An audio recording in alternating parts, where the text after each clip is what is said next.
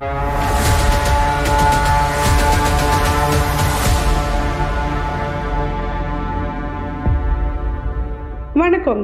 நான் உங்கள் கதை பாட்காஸ்ட் கவிதா பேசுகிறேன். இது கதை பாட்காஸ்ட் வழங்கும் ஊர்காவலன் எபிசோட் நம்பர் 14. இந்த எபிசோடோட டைட்டில் கார்கோடன் கதை முடியும் நேரம் இது. அங்கே கண்காணிப்பாளர் அலுவலகத்தில், ஐயா நீங்கள் சொல்கிறது எனக்கு புரியுது, ஆனால் இவ்வளோ ஸ்ட்ராங்காக பண்ணாங்கன்னா இதுக்கு பின்னாடி ஏதோ இருக்கும், ஆனால் என்னால் நேரடியாக இதில் சம்மந்தப்பட முடியாது அப்படின்னாரு கண்காணிப்பாளர். நாங்களும் அது புரிஞ்சுக்கிறோம். ஆனால் 1,00,000 பேருக்கு மேலே வர்ற கோயிலில் ஒரு அசம்பாவிதம் ஏதாவது நடந்தால் அது உங்களுக்கும் கெட்ட பேர் தான். எங்களுக்கு என்னமோ இந்த கோயில் திருவிழா இனிமேல் நடக்காமல் இருக்கிறதுக்காக அவங்க எந்த எல்லைக்கும் போவாங்கன்னு தோணுது. அதோட தொடக்கம் தான் இந்த கொலை முயற்சின்னு தாத்தா சொல்லி முடிச்சதும் அவர் ஆழ்ந்து யோசிக்க ஆரம்பிச்சாரு. நான் என்னால் முடிஞ்சதை செய்கிறேன். சிவா, நீ சாமி கும்பிடும்போது அந்த கோடங்கி அப்புறம் சாமியாடி இவங்க கூடவே இரு. நான் எங்கள் டிபார்ட்மெண்ட்டில் இருக்க முக்கியமான நம்பிக்கைக்குரிய ஒரு ஆளை அனுப்பி வைக்கிறேன். அவர் சரியான நேரத்தில் உங்ககிட்ட வருவார். அவங்க நோக்கம் அதுவாக இருந்தா மிச்சத்தை கருப்பன் பார்த்துக்குவான்னாரு கண்காணிப்பாளர். தெய்வேந்திரன் அனுக்கோ அங்கே பேசிட்டு இருந்தது. அங்கே இது வரைக்கும் நாம் நினச்சது எதுவுமே நடக்கலை. இப்போ என்ன செய்யறதுன்னா அதில் ஒருத்தன் கேட்டதுக்கு இருக்கவே இருக்கு பிரம்மாஸ்திரம். கடைசி நாள்னு தெய்வேந்திரன் அவங்களுக்கு தன்னோட கடைசி நாள் திட்டத்தை விளக்கினார். எல்லாரும் திருவிழாவோட முக்கியமான நாளும் கடைசி நாளுமான வெள்ளிக்கிழமைக்காக காத்துட்டு இருந்தாங்க. இது பழங்காலத்து கதை.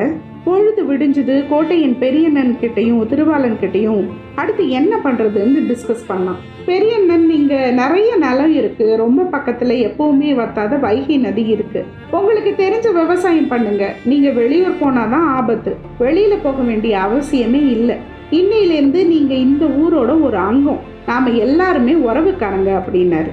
திருவாளன் மட்டும் இல்லை, கேட்ட எல்லாருக்குமே கண்ணில் தண்ணி வந்துடுச்சு. அது மாதிரி இருந்தது அவர் சொன்னது. ஐயா, பேரில் மட்டும் இல்லை, குணத்துலேயும் நீங்கள் பெரிய அண்ணன் தான்.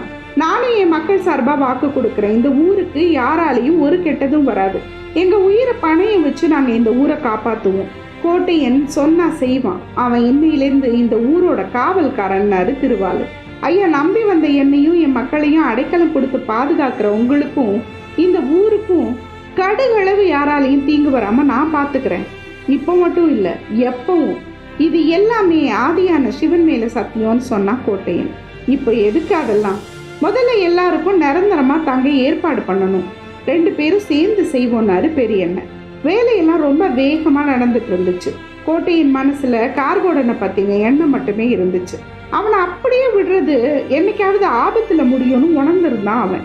அதே நேரத்தில் அவனுக்கு இங்கே இவங்க இருக்கிறது தெரிஞ்சா இந்த ஊர் மொத்தமும் அழிஞ்சிடும். அதையும் அவன் தெரிஞ்சிருந்தான். இதை பெரியண்ணன்கிட்டையும் திருவாளன்கிட்டையும் எடுத்து சொன்னான். திருவாளன் இதுக்கு முன்னாடி இது மாதிரி சூழ்நிலையில் அரசர்கிட்ட எடுத்து சொன்னோம். இப்போ இந்த ஊர் அரசர்கிட்ட இதை பற்றி சொல்ல முடியுமான்னு தெரியாது. அது கிட்டத்தட்ட தற்கொலைக்கு சமானம்னாரு. அரசரை தனிமையில் சந்திச்சு சொல்ல முடியும், அது கார்கோடனுக்கு தெரிய வரும். ஆனால் கார்கோடனை என்ன பண்ணுறது அப்படின்னு கேட்டாரு பெரியண்ணன். கார்கோடனை நான் பார்த்துக்கிறேன். அவனை திரும்பவும் ஒரு தடவை சந்திச்சா போதும், அவனுக்கு அதுவே கடைசி நாளாக இருக்கும் அப்படின்னா கோட்டையன். கார்கோடன் அமாவாசை வெள்ளிக்கிழமை அன்னைக்கு நடுசாம பூசை பண்ணுவான். வருஷ நாட்டு பக்கத்தில் உள்ள ஒரு இடத்துல பண்ணுவான். அது தவறாமல் நடக்கும். அதுதான் சரியான சந்தர்ப்பம். அதே நாளில் நம்ம மன்னரை சந்திச்சு உண்மையை எடுத்து சொல்லணும் அப்படின்னாரு திருவாளன். இதுதான் சரியான திட்டம். இன்னையிலேருந்து 2 வாரம் கழிச்சு அமாவாசை வருது. நான் அன்னைக்கு நைட்டு கார்கோடனை சந்திக்கிறேன்னா கோட்டையன். கோட்டையா, உன் வீரத்து மேலே எனக்கு மட்டும் இல்லை, எல்லாருக்குமே அளவில்லாத நம்பிக்கை இருக்கு. ஆனால் ஒன்றை மட்டும் மறந்துடாத, அவன் ராத்திரியில் அதிகம் பலம் பொருந்தினவன், அதை மட்டும் நினைவில் வச்சுக்கோன்னாரு திருவாளர். ஆகட்டும்பா, ராத்திரி அவனுக்கு மட்டும் இல்லை, எனக்கும் புதுசு இல்லை, இந்த நடுராத்திரி பூஜை அவனுக்கானது அப்படின்னு சொன்னான் கோட்டையன். எல்லாரும் அந்த நாளுக்கு காத்திருந்தாங்க. இந்த இடைப்பட்ட காலத்தில் ராத்திரியில் அவன் இந்த ஊரை கண்ணு கருத்துமா காவல் காத்தான். ஒருவேளை ராத்திரி கார்கோடனோட ஆளுங்க வந்தா அப்படிங்கிற எண்ணத்துல ஏகப்பட்ட கட்டுப்பாடுகள் விதிக்கப்பட்டுச்சு. அந்த நாளும் வந்துச்சு. பெரியண்ணன் தன்னோட கூர்வாளை பூஜை பண்ணி கோட்டையன் கிட்ட கொடுத்தாரு. அவன் அவருக்கு சத்தியம் பண்ணான்.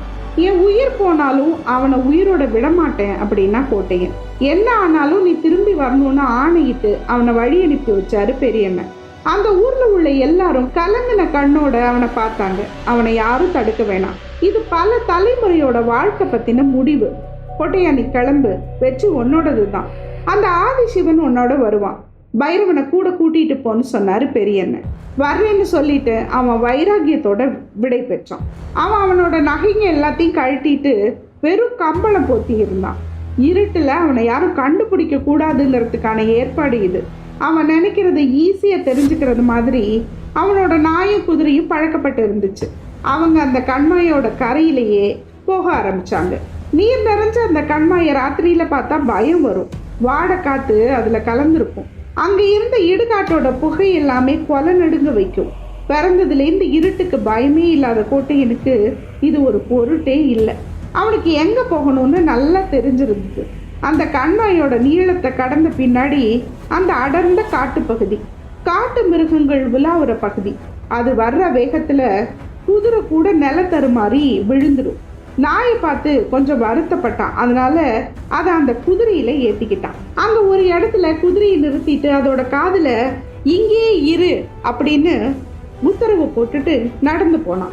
கால் மிதிப்படுற சத்தம் கூட கேட்காத மாதிரி கொஞ்சம் தூரம் நடந்ததும் அங்க ஒரு கூட்டம் நெருப்பு மூட்டி சுத்தியும் உட்காந்து பூஜை பண்ணிட்டு இருந்தாங்க. அங்க ஒரு சின்ன பொண்ணு படுக்க வைக்கப்பட்டிருந்தா. 6-7 வயசு இருக்கும் அவளுக்கு. அவனுக்கு புரிஞ்சுது அவளை நரவலி கொடுக்கறதுக்காக படுக்க வச்சிருந்தாங்கன்னு அவனுக்கு தெரிஞ்சுது.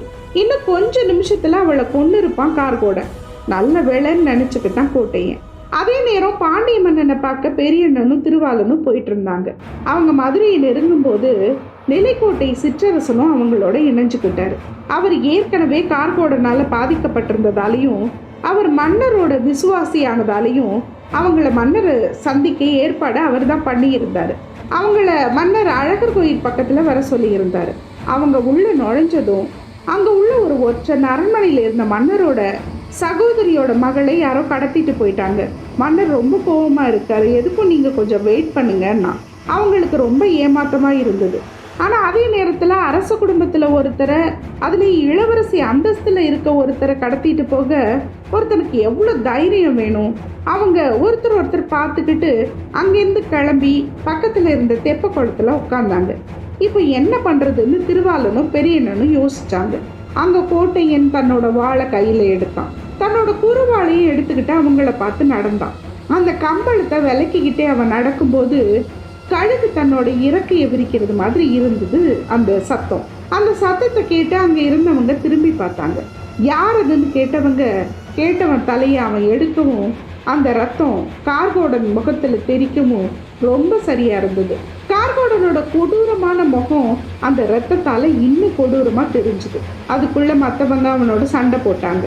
அவன் வாழ் வீசின வேகம் மின்னலை விட வேகமா இருந்துச்சு. அதுக்கு ஈடு கொடுக்க முடியாம மற்றவங்க தடுமாறிட்டு இருந்தாங்க. கிட்டத்தட்ட 20 பேருக்கு மேல அங்க சண்டை போட்டு செத்து போயிருந்தாங்க. இது எதுக்கும் அஞ்சாம அசையாம அவனும் அங்க இருந்து இன்னொருத்தனும் இதை முடிச்சு வைக்கிறதுல கண்ணு கருத்துமா இருந்தாங்க. ஒருத்தரையும் சாட்சிக்கிட்டே அவன் அவங்க கிட்ட நெருங்கிட்டு இருந்தான். அவன் பக்கத்துல வந்ததை பார்த்த அந்த சாமியாடி கூர்மையான அந்த பலி கொடுக்கிற கத்தியை கார்கோடன் கிட்ட கொடுத்தான். இதுதான் நேரம், வெட்டுங்க அப்படின்னு சொன்னதும் கோட்டையின் குத்துவாளை வீசினான். அது அந்த பூசாரியோட நெஞ்ச குத்துச்சு. அவன் ஐயோன்னு சரிஞ்சான். இப்போ கார்கோடனும் கோட்டையனும் நேருக்கு நேரா பார்த்தாங்க. 2 ஆஜான பாகமான கட்டு மஸ்தான ஆண்கள் 2 பேர் மனநிலையிலையும் எண்ணத்திலையும் மோதிரத்துக்கு ரெடி ஆனாங்க. இதோ பாரு, நீ யாருன்னு எனக்கு தெரியாது, தேவையில்லாம ஏன் நீ என்கிட்ட உயிரை விடுற, ஒழுங்கா ஓடிடு அப்படின்னா கார்கோடன். இந்த குழந்தைய காப்பாத்துறது என் நோக்கமா நான் இங்க வரல, ஆனா இப்போ அதுதான் என் முதல் நோக்கம் அப்படின்னு வாழை எடுத்துட்டு மோதுனா கோட்டையன். வாழும் கத்தியும் மோதுற வேகத்துல தீப்பொறி பறந்துச்சு. வெட்டுன வேகத்துல மரங்கள் கூட சாஞ்சது. காத்து கூட புயல் மாதிரி சத்தம் போட்டுச்சு. மின்னலும் இடியும் ஒரு இடத்துல மோதினது மாதிரி 2 பேரும் மோதிக்கிட்டாங்க. கோட்டையினோட வேகத்துல மிரண்ட கார்கோடனுக்கு குழப்பமா இருந்துச்சு. ஆனாலும் கொடூரமா தாக்கினான். அந்த தாக்குதல்ல கோட்டையின் கூட தடுமாறி போனான். சுதாரிச்சுட்டு திருப்பி தாக்கினான். இடைவிடாத சண்டையில ஒருத்தருக்கு ஒருத்தர் காயமடைஞ்சும் விடாம சண்டை போட்டுக்கிட்டாங்க. இடைவிடாத தாக்குதலால கார்கோடன் காயத்தோட சரிஞ்சான். ரொம்ப சளைச்சவனா என்னை விட்டுடு, இந்த குழந்தைய எடுத்துட்டு போயிடுன்னு கெஞ்சினான். அந்த குழந்தைய கட்டாயம் கூட்டிட்டு போகத்தான் போறேன், ஆனா உன்னை விட்டுட்டு போறதா இல்லை, என்னோட ஒரே நோக்கம் உன்னை கொல்றது மட்டும்தான் அப்படின்னா கோட்டையன். அப்படி நான் உனக்கு என்ன பண்ணேன் அப்படின்னு கேட்டான் கார்கோடன். எனக்கு மட்டும் இல்லை, ஏன் ஊருக்கு நீ செஞ்ச தீங்குக்கு உன்னை உயிரோடவே விட முடியாதுன்னா கோட்டையன். ஊருக்கா அப்படின்னு புரியாம கேட்டான் கார்கோடன். ஆமா, இப்ப கூட நீ கொண்டு குவிக்க படை அனுப்பினில்ல, அந்த ஊர் தான் அப்படின்னு சொல்லிட்டு அந்த வாள் அவன் நெஞ்சில பாய்ச்சினான். வாளோட சேர்த்து அந்த விஷயமும் அவனை தச்சுது. குபுக்குன்னு வாயில ரத்தமும் வார்த்தையும் சேர்ந்து வந்தது. நீதானா அது அப்படின்னு கேட்டுக்கிட்டே சரிஞ்சான் கார்கோடன். கார்கோடனோட கொடூரமான சகாப்தம் முடிஞ்சது. கோட்டையின் தம் மக்களை நிரந்தரமா துக்கத்துல இருந்தும் துயரத்துல இருந்தும் காப்பாத்தின மகிழ்ச்சியோட அந்த குழந்தைய கையில தூக்கிட்டு எந்திரிச்சு குதிரைக்கு சமிக்கை கொடுத்தான். வழக்கம் போல சீறி பாஞ்சு வந்தது அந்த குதிரை. அந்த பைரவனும் தான் கார்கோடனோட உடம்ப அங்க இருந்த இன்னொரு குதிரையில ஏத்தி விட்டுட்டு அதுல பைரவனை உட்கார வச்சு அந்த குழந்தைய தன்னோட குதிரையில ஏத்திட்டு கிளம்பினான் கோட்டையன். அதே நேரத்துல தனக்கு பட்ட காயத்தால உடம்புல இருந்து அதிகமான ரத்தம் வந்துட்டு இருக்குது. அப்போதான் தெரிஞ்சது கோட்டையனுக்கு. அளவில்லாத எக்கச்சக்க சோர்வுலையும் ஆபத்துலையும் தான் இருக்குது. அப்போதான் புரிஞ்சுது அவனுக்கு. எப்படியாவது ஊருக்கு போய் சேர்ந்துடும், இல்லைன்னா அவங்க நம்பிக்கை இழந்துருவாங்கன்னு வருத்தப்பட்டான் கோட்டையன். கார்கோடன் இறந்த விஷயம் அவங்களுக்கு நம்பிக்கை கொடுக்கும். அதனால குதிரை கிட்ட, தம்பி என்ன ஆனாலும் நம்ம ஊர் போய் சேர்ந்துடணும், அது ஓ பொறுப்புன்னு கண்ணீரோட சொன்னான். குதிரை அதை ஆமோதிச்சது மாதிரி அவங்கள தூக்கிட்டு போச்சு. கண்ணுல நீரோட போச்சு. சரி, இங்க மன்னரை பார்த்து சொல்லலைன்னா அவர் வேற ஏதாவது புரிஞ்சுக்கிட்டா அது வேற மாதிரி விளைவுகளை ஏற்படுத்தலாம், என்ன பண்றதுன்னு திருவாளனும் பெரியண்ணனும் யோசிச்சுட்டே இருந்தாங்க. அதே மாதிரி மன்னருக்கு தகவல் சொல்றதுக்கு முன்னாடி கார்கோடனை கொன்னுட்டா அது என்ன மாதிரி விளைவுகளை ஏற்படுத்தும்னு பயப்பட்டாங்க. அதுக்குள்ள நிலக்கோட்டை சிற்றரசனும் வந்தாரு. நீங்க ஒண்ணு பண்ணுங்க, இப்போதைக்கு ஊருக்கு போங்க, நானும் அவங்களோட போறேன், எப்படியாவது நான் நீங்க வந்த தகவலை மன்னருக்கு தெரியப்படுத்துறேன்னு சொன்னாரு. இவங்களை பார்த்து அவங்களுக்கு அந்த தகவல் இடி மாதிரி பாஞ்சுது. நாங்களும் உங்களோட வரலாமான்னு திருவாளன் கேட்டாரு. ஐயா, இது அரசாங்க ரகசியம், நீங்க யாருன்னு தெரியாம அனுமதிப்பாரா அப்படின்னு நிலக்கோட்டை அரசர் கேட்டாரு.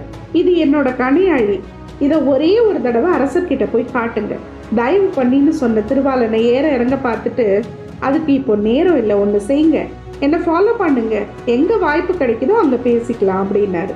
அவங்களுக்கும் அதுதான் சரின்னு பட்டுச்சு. அதனால அவங்களும் குதிரையில ஏறி கிளம்பினாங்க. அவரை ஃபாலோ பண்ணாங்க.